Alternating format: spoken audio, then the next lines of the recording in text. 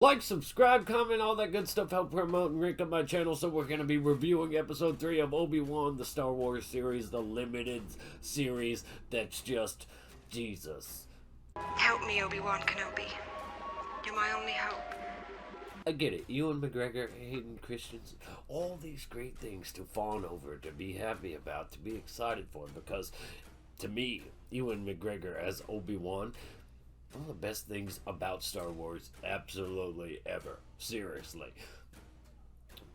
This, though, I really, really wish I could say the same thing. So there's going to be full-blown spoilers in here, episode 3. I just want to say, up front, cover all 3 episodes in one swift flow. There's way too many plot conveniences in this show. The writing on this show is absolutely lazy. So are the choices of locations, the action sequences, and the performances, the acting.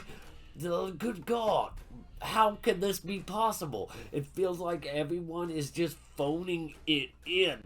This show feels like it has the continuity and character destruction of Star Wars The Last Jedi and The Rise of Skywalker, the Disney Star Wars sequel trilogy, with the formula of The Mandalorian. Mando and Grogu aren't too dissimilar from Obi-Wan and young Leia.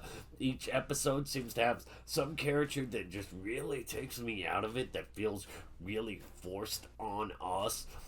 The other Jedi in the first episode, it didn't feel like a Jedi to me. The kidnappers, you've got that guy Flea. Then you've got the fake Jedi played by what's his name. And then there's Reva. Her performance is a bit underwhelming, but honestly, it's the material the character has to work. Like the actress has to work with that material. There's not much to that character. And the fifth brother, episode 3 comes off really just terrible. What I mean by too many plot conveniences, in episode 1, Obi-Wan tells the other Jedi in a very Jake Skywalker, The Last Jedi fashion, the Jedi are over. Go bury your lightsaber in the sand and just fuck off. He might as well said that. And instead of telling him to go somewhere, commune with him through the Force, and they'll strike when the time is right. Hone your skills and prepare for the rebellion. He could have easily had Bella Organa relocate him, since they seem to be in contact. In a scene or two later, he's talking to Owen about how Luke will need to be trained someday. Oh, but I thought the time for the Jedi were over. So why are we even still on mission? Why are you still watching over Luke Skywalker? Why are you telling this Jedi to just go off, that you're still watching the Jedi are over, but a scene or two later, well, he'll need to be trained someday for some reason, even though I can't train him anymore because I suck. He's not using the Force. He's not getting stronger with the Force to help Luke one day. He's just absolutely useless in the Force. So all these scenes back to back just make no sense to me.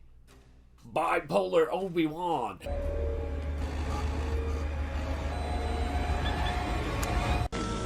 So uncivilized. And then, this random Jedi just finds Obi-Wan when the Inquisitors or Vader just stumbles upon him on a large desert planet in Reva, obsessive about finding Obi-Wan, more so than Anakin, who's got more of a grudge than anybody to have against, and he's an obsessive person. How do we have such terrible writing? It's to the point that she's the only one that thinks of kidnapping Leia and using her to lure out Obi-Wan, and Belle has an army and even a contact list of Jedi. How would she know this would work? And Belle knows Obi is on mission. Why would he insist that it has to be Obi-Wan of all people? It has to be Obi-Wan. Why would Obi-Wan even have a contact device that can be tracked? And I'm assuming it can be tracked because I don't really remember the dialogue, but Bell Organa just shows up there in his cave. How else would he know what random cave on a rocky desert planet where there's millions, if not billions, of caves? How would he know where to find Obi-Wan? But let's just get to episode 3. Another disaster. A lot of people really like this one. I'm sorry I can't be that guy. I really wish I could. Because Vader, Hayden Christensen, James Earl Jones, Ewan McGregor, Obi-Wan. What's not to love? I can't watch anymore. You would think that. What's not to love? How is this possible? How has this happened? I felt a great disturbance in the Force, as if millions of voices suddenly cried out in terror and were suddenly silenced. Episode 3 takes us to another boring, bland location where Obi-Wan and Leia bond, and Obi-Wan pretty much follows the child's lead. He even slips up in front of stormtroopers, almost blowing their cover. He's too impatient to wait at the meetup site. He snaps at Leia for believing there's good in people. He ends up shooting a bunch of stormtroopers, even though using guns are so uncivilized. Instead of using the Force or trying to, cat's out of the bag already. He could use the Force. The Empire knows he's a Jedi. Stormtroopers, they know it. He's a Jedi. Another thing is, stormtroopers know they're looking for a Jedi, but they don't know what the Jedi looks like. Nobody can send an image but Darth Vader and the Inquisitors. They can all get to the planet immediately. Now I am the master. And the Inquisitors, Reva and the Fifth Brother, like I said, these characters, they have no good lines. And the Fifth Brother just comes off childish and uninteresting, really bland, really awful. I don't want to see him again. Just get rid of him. Meanwhile, Reva just continues to be an overachiever without earning it. When young Leia goes through this escape tunnel to get to this pilot, she gets abandoned by Tala, I think her name is, the woman that's supposed to escort her to safety, because he pushes for that, because grown Jedi Master needs her help more than this child. Somehow, Reva gets to the pilot first, kills pilot, and is waiting to abduct Leia.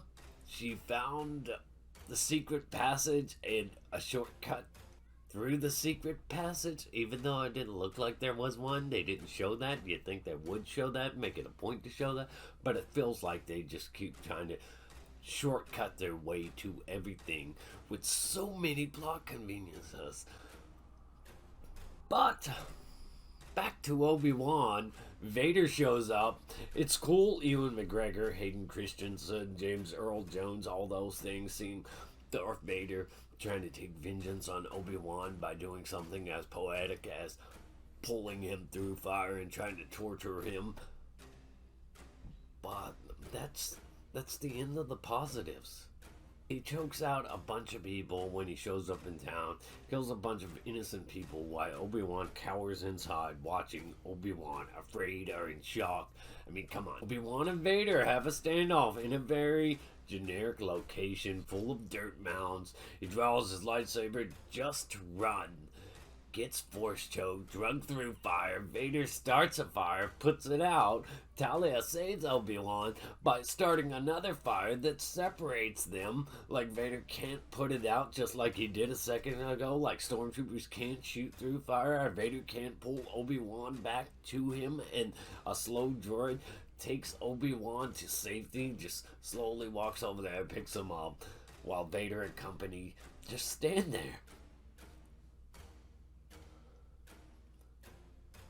They'll probably have some thrill of the hunt excuse for why he let him go. The show, to me, continues to be absolutely terrible, and I want to love it.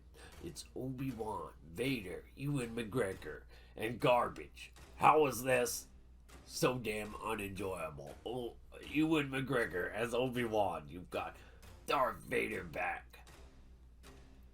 It's just unimaginable that the writing is this bad. Now, Lord Vader, go and bring peace to the Empire.